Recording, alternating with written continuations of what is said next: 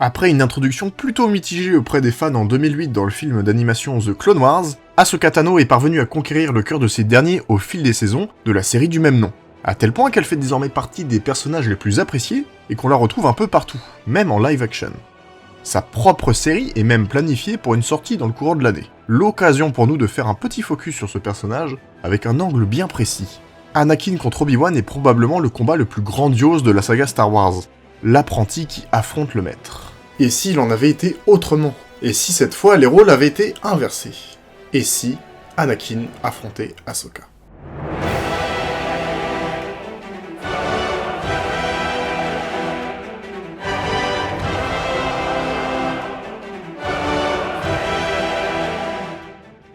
Mais tout d'abord, remettons les choses dans leur contexte. Alors en mission sur Mandalore, Ahsoka est parvenue à maîtriser le terrible Dark Maul. Sauf qu'alors en direction du Coruscant, l'ordre 66 est décrété. Ses propres troupes l'attaquent et Dark Maul profite du chaos régnant pour s'enfuir. Ahsoka parvient à survivre, mais l'ordre Jedi n'est plus. Pour le bien de notre scénario, on va devoir opérer un petit changement dans cette trame. Dans notre version, Ahsoka est interpellée par les dires de Maul. Elle sent que quelque chose ne tourne pas rond, et est inquiète pour Anakin.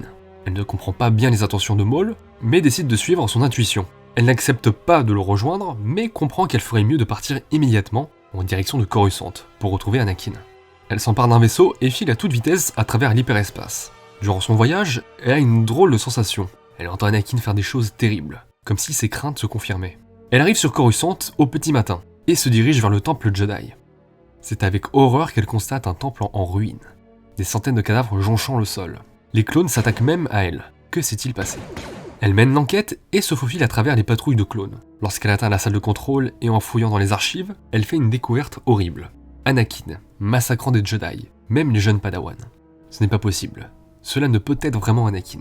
Elle a besoin de plus de réponses, elle veut comprendre ce qu'il s'est passé, et elle sait que le meilleur moyen d'atteindre Anakin est de passer par Padmé. Elle se décide donc à aller lui rendre visite. A noter que tout ceci se passe avant l'opération d'Obi-Wan et Yoda au sein du temple Jedi. Ahsoka n'a donc pas reçu le message visant à prévenir et à assembler les Jedi, puisqu'il n'a tout bonnement pas encore été envoyé. Dans ses appartements, c'est une Padmé inquiète qu'Ahsoka retrouve. Elle le voit bien, elle en sait plus que ce qu'elle laisse sous-entendre. Plutôt que de la confronter aux actions d'Anakin frontalement comme le fait Obi-Wan dans le film, elle l'attendrit, s'inquiète pour Anakin, pour les Jedi. Elle rentre dans le jeu de Padmé qui, de toute évidence, se ment à elle-même sur les événements du temple Jedi. De fil en aiguille, Ahsoka gagne la confiance de la sénatrice, qui se sent même prête à l'emmener voir Anakin. Elle pense qu'Ahsoka peut avoir un impact bénéfique sur lui. Bien sûr, elle est loin d'imaginer ses véritables intentions. Elles partent donc toutes deux pour Mustafar, le système où Anakin a été envoyé éliminer les dernières figures de l'ordre séparatiste. Lorsqu'elles arrivent, le travail est déjà fait, et Anakin est étonné et confus de voir Ahsoka auprès de Padmé. Il répète ce qu'il a déjà dit à Padmé, que l'ordre Jedi a trahi le chancelier et la République, et qu'il vient de mettre un terme à la guerre en tuant les séparatistes. Il conseille à Ahsoka de s'enfuir et de se cacher pour toujours, car tous les Jedi sont désormais traqués. Seulement, Ahsoka abandonne son rôle et révèle ses vraies intentions. Elle dit à Anakin qu'elle n'est pas venue ici pour se cacher ou fuir, mais bien pour l'affronter, car elle a vu ce qu'il a fait au temple, et qu'il doit en payer le prix. Anakin comprend que l'affrontement est inévitable. Auprès de Padmé, il révèle que tout cela est dans le prolongement du complot des Jedi, qu'après le chancelier, ils veulent aussi l'évincer. Même Ahsoka est corrompue. Padmé se rend compte qu'effectivement, Ahsoka s'est servi d'elle pour trouver et tenter de tuer Anakin, qu'elle a fait mine de s'inquiéter pour lui auprès d'elle, alors que ses intentions étaient bien plus néfastes. Ahsoka ne trouve pas les mots pour réfuter ces accusations, car après tout, il y avait une part de vrai là-dedans. Peu importe, maintenant, il ne reste plus grand-chose à dire de toute manière. C'est un affrontement dantesque que se livrent les deux anciens amis. Ils se connaissent par cœur. Cependant, Anakin dispose tout de même d'un avantage certain. Ça reste lui qui lui a tout appris. Il est parfaitement conscient de ses faiblesses, notamment sur la tendance d'Ahsoka à tenir sa garde trop haute. Anakin fait un coup d'estoc et vient finalement chercher la taillade sur la jambe gauche d'Ahsoka. Le geste est trop parfaitement exécuté. Ahsoka ne parvient pas à le contrer et voit sa jambe se dissocier de son corps. S'ensuit ensuite une chute sur plusieurs mètres et une sensation de chaleur intense. Sa jambe droite est plongée dans la lave et son corps entier prend feu. Anakin ne prend aucun plaisir à cette vision. Cela lui fend le cœur et s'en va, plus déchiré que jamais. Ahsoka passe de longues heures agonisantes entre la vie et la mort. Cependant, sans qu'elle ne comprenne exactement ce qu'il se passe, elle se réveille bien loin de la puanteur et de la fumée de Mustafar dans une étrange hutte. Ça y est, elle devient folle. En réalité, c'est bien loin d'être le cas. Après avoir fait la terrible découverte sur les actions d'Anakin au Temple Jedi Et après avoir diffusé un message de prévention à la galaxie entière à destination des Jedi, Obi-Wan et Yoda ont fini par se mettre d'accord sur un point. Yoda doit affronter Sidious et Obi-Wan doit retrouver et affronter Anakin. Mais comment le retrouver? En passant par Padmé, bien sûr. Sauf que, problème, Padmé n'est pas là. Et oui, elle est déjà partie avec Ahsoka. C'est alors qu'Obi-Wan a l'idée de se faufiler au Sénat dans la loge de la sénatrice Amidala. Depuis cet endroit, il a accès aux données de déplacement de son vaisseau. C'est là qu'il remarque qu'il se trouve sur le système Mustafar. Obi-Wan se déplace, et une fois là-bas, aucune trace du vaisseau. Elle est déjà partie. En revanche, il fait une découverte édifiante.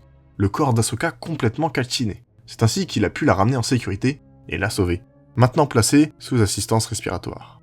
Obi-Wan ajoute que la mission de Yoda s'est révélée être un échec aussi. L'Empire a triomphé, et les condamne à une vie sans prétention dans l'exil. Une autre conséquence directe de notre scénario, c'est sur la naissance de Luke et Leia. Si dans le film ces naissances sont précipitées pour des raisons évidentes, ce n'est pas le cas dans notre scénario, étant donné qu'Anakin est parvenu à faire avaler sa soupe de complot Jedi à Padmé. Les naissances se font alors quelques jours plus tard, sous la houlette des meilleurs droïdes médecins de l'Empire. Et Padmé s'en sort parfaitement indemne. Seulement, cela ne se déroule pas exactement comme elle l'avait imaginé. Elle a à peine eu le temps de prendre ses enfants dans ses bras, qu'ils sont déjà vus réquisitionnés par les droïdes médicaux. Et les jours suivants à la naissance, elle a de moins en moins facilement accès à ses enfants. Pareil pour Anakin. C'est l'empereur qui est derrière cette initiative. Anakin en a conscience et ne pense qu'à une chose. Usurper son autorité et régner justement avec Padmé. Il ne lui reste qu'à trouver comment s'y prendre. Il sait, à raison, que l'empereur est extrêmement puissant et qu'il ne doit pas être pris à la légère. Le temps passe et alors que l'Empire est en son emprise, Ahsoka est de plus en plus frustrée de vivre cachée. Elle est persuadée que quelque chose peut être mis en place pour renverser cette superpuissance. En plus de cela, elle est persuadée qu'il reste du bon à Anakin. Sinon, il l'aurait achevé. Il l'a délibérément laissé en vie. Elle en est convaincue. Elle pense que Padmé est la clé de tout. Si elle a été capable de faire basculer Anakin du côté obscur, elle doit être capable de le ramener vers la lumière.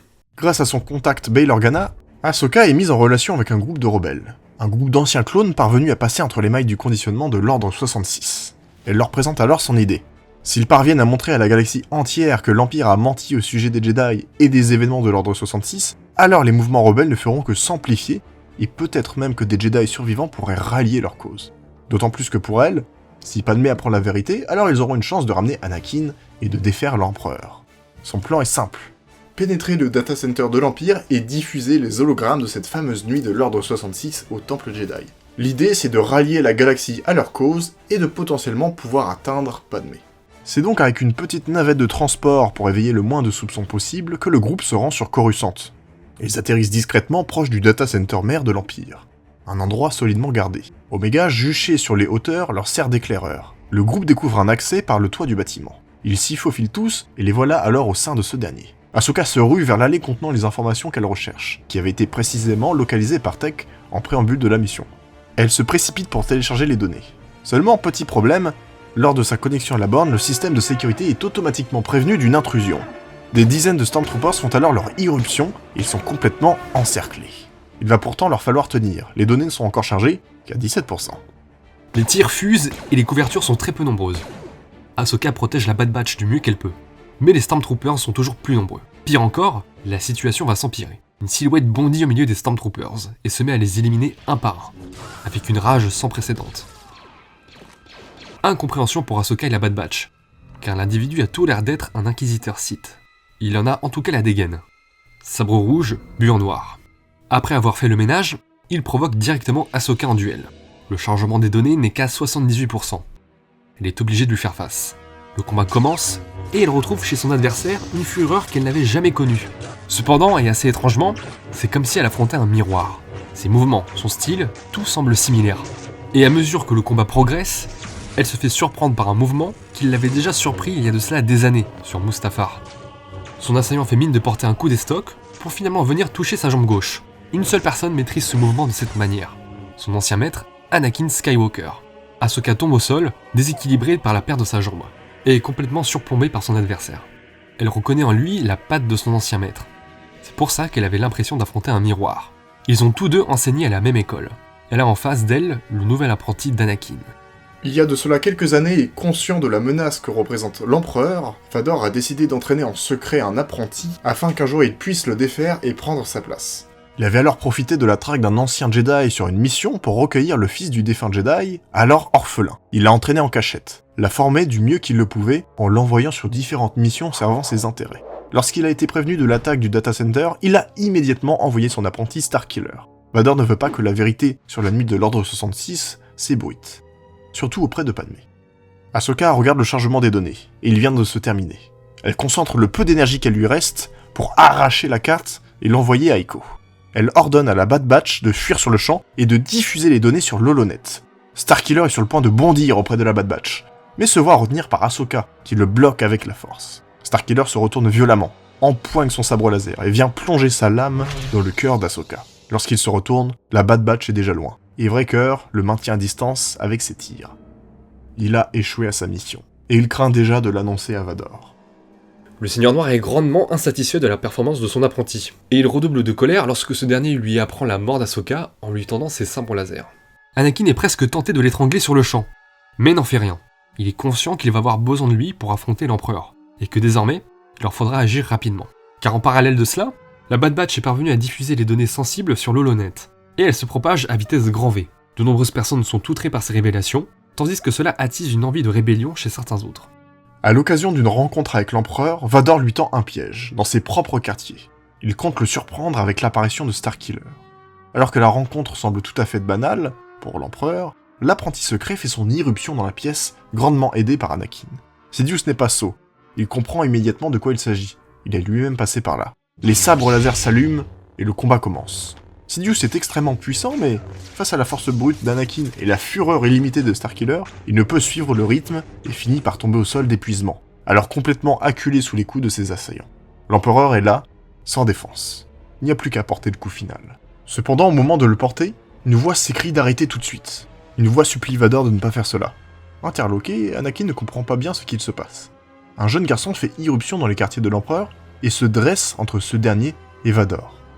Il s'agit de Luke. Biberonné depuis son plus jeune âge au discours et aux manigances de l'Empereur, Luke est prêt à se dresser contre son propre père pour sauver Sidious. Anakin reconnaît tout le procédé de manipulation de l'Empereur. C'était de cette exacte même façon qu'il avait fait avec lui il y a de cela des années. Luke ne démord pas, ramasse le sabre de l'Empereur et l'allume de façon menaçante. Ce n'est encore qu'un jeune garçon, mais il est prêt à tout pour son Empereur. Vador est conscient de son échec. Il ne peut se résoudre à passer sur son propre fils. L'Empereur a gagné. C'est avec un rire narquois que ce dernier se relève, et reprend son sabre laser. Il révèle que le jeune Luke ferait probablement désormais un meilleur apprenti, beaucoup plus loyal. Il ajoute que ce genre de tentative pitoyable ne se reproduira plus jamais. Il se tourne vers Starkiller et l'électrise du mieux qu'il peut. Anakin est bloqué. Il ne peut pas intervenir. L'Empereur a la main mise sur ses enfants. Il se sait condamné à être le pantin de Sidious, en attendant qu'il ne juge meilleur de placer son propre fils à sa place. Les derniers espoirs d'Anakin s'évanouissent à mesure qu'il regarde Starkiller rendre l'âme, sous les éclairs de Palpatine. Padmé est choquée par ces nouvelles, et avec la diffusion de ce qu'il s'est passé le soir de l'Ordre 66 au Temple, tout devient plus clair pour elle. C'est bien Palpatine qui manigance tout depuis le début. Il a retourné le cerveau d'Anakin et fait porter le chapeau aux Jedi. Désormais, il les tient en otage via leurs enfants, à qui il applique le même bourrage de crâne qu'il avait appliqué à Anakin. Elle doit agir, et elle a peut-être une idée. Le temps passe et Anakin n'est plus que l'ombre de lui-même. Il est le bon petit toutou de Palpatine et a abandonné tout espoir de rébellion. De jour en jour, il constate le rapprochement entre ses enfants et Palpatine.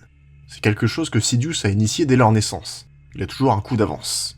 Lors d'une réunion, Vador pressent qu'il se fera bientôt remplacer par Luke, alors âgé de 14 ans. À la fin de celle-ci, Palpatine congédie Luke et Leia, et veut s'entretenir avec Vador sur des sujets spécifiques liés à l'émergence de cellules rebelles. Cependant, du grabuge se fait entendre provenant de la porte où Luke et Leia sont partis. Et après dissipation de l'écran de fumée, Obi-Wan Kenobi apparaît dans la salle. C'est Padmé qui avait fait toutes les démarches pour qu'il intervienne. C'est elle qui avait fait en sorte de le faire rentrer dans la base, au plus près des quartiers de l'Empereur. Obi-Wan s'adresse à Anakin. Il lui dit que les enfants sont en sécurité auprès de leur mère, et actuellement escortés loin de tout ça. Il s'adresse à son vieil ami, et lui dit qu'ensemble, à deux, ils peuvent en finir. Il n'avait jamais revu son ancien maître depuis les événements de l'Ordre 66. Tout lui revient en tête. Vador n'a pas encore entièrement consumé Anakin Skywalker. Ce dernier est plus motivé que jamais à abattre l'Empereur, quel qu'en soit le prix. Côte à côte, les deux Jedi s'élancent vers Palpatine. Sidious sait qu'au sabre, il est susceptible de rapidement se faire dépasser par deux adversaires. Il décide donc d'user de son avantage le plus important. Il bat légèrement en retraite et fait fondre ses éclairs sur Obi-Wan à leur surpris. Anakin marque un temps d'arrêt. La même histoire, encore et encore. Sidious marque un petit sourire narquois. Il lui dit que cette fois, il n'y aura pas de nouvelle chance, et qu'il élèverait Luke à sa place, dès que cette mascarade aura pris fin. Mais cela, Anakin ne peut le permettre. Il avance en direction de l'Empereur qui se voit obligé de réduire la puissance des éclairs sur Obi-Wan pour toucher également Anakin de son autre main. Anakin bloque avec son sabre, mais à mesure qu'il avance, cela devient de plus en plus dur. Anakin est trop proche de lui. Palpatine ramène alors son autre main et on voit sa pleine puissance sur lui. Il continue héroïquement son chemin. Cependant, son sabre laser se brise devant la puissance qu'il accumule avec les éclairs de Palpatine. Il se les prend alors de plein fouet et se retrouve immobilisé. Comme à son habitude, Sidious ne peut s'empêcher d'émettre un petit rire. Le rire de trop, celui qu'Anakin a trop entendu. Ce rire donne envie à Anakin de continuer, de poursuivre. C'est une douleur quasi insurmontable. Mais pas après pas, il arrive à hauteur de Palpatine. Sans sabre laser, sans être en mesure d'utiliser la force car trop affaibli. Anakin empoigne d'une main ferme le cou de Sidious et l'élève. Il ajoute sa deuxième main pour solidifier sa prise sur le Sith. Il étrangle le Sith avec une violence que la force elle-même n'aurait su provoquer. Au bout de quelques secondes, Sidious émet un dernier jappement. Cette fois, beaucoup moins narquois. Les deux hommes s'effondrent en même temps. Après quelques minutes, Obi-Wan reprend connaissance et se rend compte que son ami l'a sauvé et a éliminé l'empereur Palpatine.